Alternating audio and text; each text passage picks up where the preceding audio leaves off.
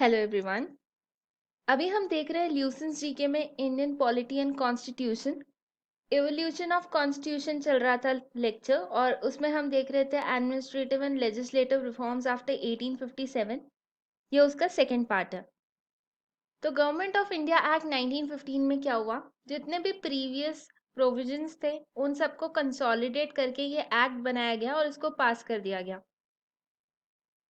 मॉन्टेगो Chelmsford report और government of India act 1919, इसमें क्या हुआ, तो पहले हमारे secretary of state for India कौन थे, मिस्टर E.S. मॉन्टेगू, और गवर्नर जनरल थे लॉर्ड चेम्सफोर्ड। इन दोनों ने कुछ प्रपोजल्स फॉर्मुलेट किए और उसके बाद बना गवर्नमेंट ऑफ इंडिया एक्ट 1919। ये एक्ट लाने से पहले मॉन्टेगू ने स्टेटमेंट दिया था ब्रिटिश पार्लियामेंट में कि हम भारत में एक रिस्पॉन्सिबल सरकार लाएंगे, जिम्मेदार सरकार लेकर आएंगे। तो भारत की आज़ादी का आंदोलन शुरू हो चुका था। इस वक्त तक होम रूल लीग मूवमेंट आ चुका था। वहां थी डिमांड होम रूल की तिलक और एनी बेसेंट द्वारा, और ब्रिटिश सरकार ने कहा रिस्पॉन्सिबल गवर्नमेंट लाएंगे तो सबको लगा डोमिनियन स्टेटस मिल जाएगा, जैसे आयरलैंड के साथ हुआ था वैसा ही हमें भी दे देंगे। लेकिन ऐसा कुछ नहीं हुआ। लेकिन मॉन्टेगू चेम्सफोर्ड बहुत सारे बदलाव लेकर जरूर आए थे। प्रोविंसेस में रिस्पॉन्सिबल गवर्नमेंट को इंट्रोड्यूस किया गया। वो कैसे, डायरकी से। तो स्टेट लेवल पर डायरकी को इंट्रोड्यूस कर दिया गया। याद रखना 1935 के एक्ट में और इसमें यही फर्क है। 1935 में डायरकी कहाँ आई थी, सेंटर में, और यहाँ पर कहाँ आई है, 1919 में स्टेट लेवल पर, प्रोविंशियल लेवल पर डायरकी आ गई है। तो डायरकी का मतलब क्या होता है? डायरकी का मतलब है दो तरह का राज। तो कुछ डिपार्टमेंट भारतीय को दे दिए गए और कुछ गवर्नर ने अपने एग्जीक्यूटिव मेंबर्स के लिए रख लिए। जो भारतीय लोगों को दे दिए गए थे वो थे ट्रांसफर्ड सब्जेक्ट। जो ट्रांसफर लिस्ट थी तो उसमें थे हेल्थ डिपार्टमेंट, सैनिटेशन, इस तरीके के डिपार्टमेंट जिसमें बहुत कुछ किया नहीं जा सकता। आज भी देखा जाए तो भारत में हेल्थ सैनिटेशन काफ़ी पुअर है। तो ऐसे डिपार्टमेंट दे दिए गए जहाँ पर पब्लिक गुस्सा बहुत होगी, नाराज बहुत होगी, वो भारतीयों को पकड़ा दिए। और जो इम्पोर्टेंट डिपार्टमेंट थे, PWD जैसे या दूसरे बड़े बड़े विभाग, वो सारे ब्रिटिशर्स ने अपने पास रख लिए। सब्जेक्ट्स ऑफ एडमिनिस्ट्रेशन या एरियाज ऑफ एडमिनिस्ट्रेशन को दो कैटेगरीज में डिवाइड कर दिया गया, सेंट्रल और प्रोविंशियल। तो सेंट्रल सब्जेक्ट्स कौन से होंगे, जिसमें सेंट्रल गवर्नमेंट का कंट्रोल होगा, वो सारे सेंट्रल सब्जेक्ट्स हो गए। और प्रोविंशियल सब्जेक्ट्स को ट्रांसफर्ड और रिजर्व सब्जेक्ट्स में, दो सब्जेक्ट्स में सब डिवाइड किया गया। फिर ट्रांसफर सब्जेक्ट्स को कौन एडमिनिस्टर करेगा, वो किसके अंदर आएंगे, तो वो आएंगे गवर्नर के अंडर और उसकी हेल्प करेंगे मिनिस्टर्स। और ये अल्टीमेटली रिस्पॉन्सिबल होंगे लेजिस्लेटिव काउंसिल को। और रिजर्व सब्जेक्ट्स जो है उनको एडमिनिस्टर करेगा गवर्नर उनकी एग्जीक्यूटिव काउंसिल के साथ। पहले क्या था कि सेंटर का कंट्रोल था प्रोविंसेस में, एडमिनिस्ट्रेटिव, लेजिस्लेटिव और फाइनेंशियल मैटर्स पे। लेकिन अब ये थोड़ा सा कम हुआ। अब सोर्सेज ऑफ रेवेन्यू जो थे वो दो कैटेगरीज में डिवाइड हो गए थे, और अब प्रोविंसेस जो थे वो अपने एडमिनिस्ट्रेशन के लिए अपना रेवेन्यू खुद रेज कर सकते थे। यहाँ पर प्रोविंशियल बजट भी अलग हो गया सेंट्रल बजट से, और अब प्रोविंशियल लेजिस्लेचर अपना खुद का बजट जो थे वो प्रेजेंट कर रहे थे, अपने हिसाब से टैक्सेस ले रहे थे ताकि वो अपने प्रोविंस के लिए रेवेन्यू रेज कर सके। अभी भी सेंट्रल लेजिस्लेचर के पास ये पावर था कि वो लेजिस्लेट कर सकते हैं पूरी कंट्री को किसी भी सब्जेक्ट पर। अभी भी गवर्नर जनरल के पास बहुत पावर थी ओवर प्रोविंशियल लेजिस्लेशन, क्योंकि अगर प्रोविंशियल लेजिस्लेशन को कोई भी बिल पास करना है या कोई भी लॉ बनाना है तो उसे गवर्नर जनरल की सहमति, उसका एसेंट लेना बहुत ज़रूरी था। अगर गवर्नर जनरल को लग रहा है कि उसे कोई भी बिल कंसिडरेशन के लिए रखना है तो वो उसे रखता था कुछ स्पेसिफाइड मैटर्स में। और उसके अलावा अभी गवर्नर जनरल और उसकी जो काउंसिल है वो किसको रिस्पॉन्सिबल है, secretary of state for India को। और secretary of state of India ultimately British parliament को रिस्पॉन्सिबल है। यहाँ पे बाई कैमरलिज्म को पहली बार इंट्रोड्यूस किया गया, ये सबसे महत्वपूर्ण है। बाई कैमरलिज्म का मतलब क्या है कि अब सेंट्रल लेजिस्लेटिव काउंसिल जो है उसके दो हिस्से होंगे, उसे दो हिस्सों में बांट दिया जाएगा। इसमें एक था अपर हाउस जिसका नाम था काउंसिल ऑफ स्टेट। ये आगे जाके हमारा राज्यसभा बन गया। इसमें थे 60 मेंबर्स, जिसमें से 34 इलेक्टेड थे। फिर था लोअर हाउस, जिसका नाम रखा गया लेजिस्लेटिव असेंबली, और इसमें होंगे 144 मेंबर्स, जिसमें से 104 को इलेक्ट किया गया था। ये आगे चल के लोकसभा बना। स्टेट वाले में इनडायरेक्टली स्टेट से मेंबर चुनकर आएंगे। यहाँ लेजिस्लेटिव असेंबली में कई डायरेक्टली चुने जाएंगे और कुछ नॉमिनेटेड होंगे। यहाँ पर भी मेजॉरिटी किसकी होगी? ऑफिशियल मेंबर्स की, यानी जो ब्रिटिश के अफसर हैं वो उनकी, प्लस जो नॉन ऑफिशियल नॉमिनेटेड है। नॉमिनेटेड मतलब भारतीय है लेकिन उन्हें चुना किसने है? इस काउंसिल ने, अंग्रेज सरकार ने। और जो भारतीय चुनकर आए वो हमेशा माइनॉरिटी में ही रहे।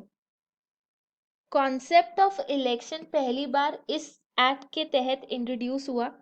अभी तक तो नॉमिनेशन कह रहे थे, लेकिन अब पहली बार डायरेक्ट इनडायरेक्ट इलेक्शन आ गया था यहाँ पर। यहाँ पे इलेक्शंस को डायरेक्ट भी कह सकते हैं क्योंकि लोगों को अधिकार दिया यहाँ पे वोट डालने का। लेकिन ये ओपन इलेक्शन नहीं था। क्यों? क्योंकि सबको अधिकार नहीं था कि वो वोट दे सकते थे। केवल जो अमीर लोग थे, टैक्स देते थे, उन्हें अधिकार दिया गया। इसलिए इसे कहते हैं लिमिटेड फ्रेंचाइज। लिमिटेड फ्रेंचाइज यानी कुछ लोगों को वोट डालने का अधिकार है, जिनके पास जमीन थे, जो ऑफिसर्स थे, जिनके पास कोई टाइटल था जैसे जमींदार, राजा, महाराजा, या जो टैक्स पे करते थे, वही लोग वोट दे सकते थे। इलेक्टोरेट की बात करें तो यहाँ पे था कम्युनल रिप्रेजेंटेशन।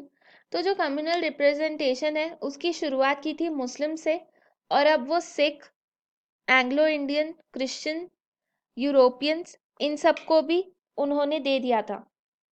तो मुस्लिम्स को तो 1909 में ही मिल गया था, और अब जितने भी दूसरे धर्म बचे थे उन सबको सेपरेट इलेक्टोरेट दे दिया गया, सिवाय दलित के। दलित को मैकडॉनल्ड अवार्ड दिया गया था 1932 में। वहां पर डिप्रेस क्लासेस को सेपरेट इलेक्टोरेट दिया गया। तो 1919 के रिफॉर्म भारतीय लोगों के लिए सक्सेसफुल नहीं थे। उनके अरमान पूरे नहीं हुए थे। उन्होंने कहा था हमें चाहिए स्वराज, सेल्फ गवर्नमेंट। तो पहले डिमांड होती थी डोमिनियन, और इस एक्ट से लोग निराश हुए तो उन्होंने स्वराज की मांग करना शुरू कर दी। और आगे चलकर 1929 में कांग्रेस ने ऑफिशियली पूर्ण स्वराज रेजोल्यूशन पास कर दिया। नेक्स्ट है साइमन कमीशन 1927 में। मॉन्टेगू चेम्सफोर्ड में यह प्रावधान रखा गया था कि 9-10 साल बाद हम रिव्यू करेंगे कि हमारे जो प्रावधान हैं वो कितने सक्सेसफुल रहे, और इसी को जज करने के लिए साइमन कमीशन का गठन हुआ 1927 में, जिसमें 7 सदस्य थे। चेयरमैन थे सर जॉन साइमन, और उन्हीं के नाम पर साइमन कमीशन इस कमिटी का नाम पड़ा। इनका काम था रिपोर्ट बनाना। इंडिया में जो संविधान लागू हुआ था, government of India act 1990, मॉन्टेगो Chelmsford reform से, इन पर रिपोर्ट बनाना कि ये कैसे चल रहे हैं। क्योंकि इस एक्ट में एक और प्रावधान यह था कि आगे जाके हम रिपोर्ट बनाएंगे और इस रिपोर्ट के बेसिस पे डिसाइड करेंगे कि आगे कितनी ऑटोनॉमी देनी है इंडियंस को। तो ये एक तरीके की रिव्यूइंग कमेटी है। अब भारतीय लोगों को इस पे आपत्ति थी क्योंकि इसमें सभी मेंबर गोरे थे। इसलिए भारत के लगभग सभी पार्टीज ने इस कमीशन को बॉयकॉट किया और साइमन गो बैक के नारे लगाए। साइमन कमीशन ने अपनी रिपोर्ट सबमिट की थी 1930 को। उसके बाद ब्रिटिश पार्लियामेंट ने उनकी जो रिपोर्ट थी उसको देखा और उसको एग्जामिन किया, और उसके बाद जो गवर्नमेंट ऑफ इंडिया बिल था उसको इसी हिसाब से बनाया गया। अब हम देखते हैं गवर्नमेंट ऑफ इंडिया एक्ट 1935। लेकिन इसके बीच 1932 में एक कम्युनल अवार्ड आया था। कम्युनल अवार्ड ने दलितों को, यानी कि डिप्रेस क्लासेस को, सेपरेट इलेक्टोरेट दे दिया गया था।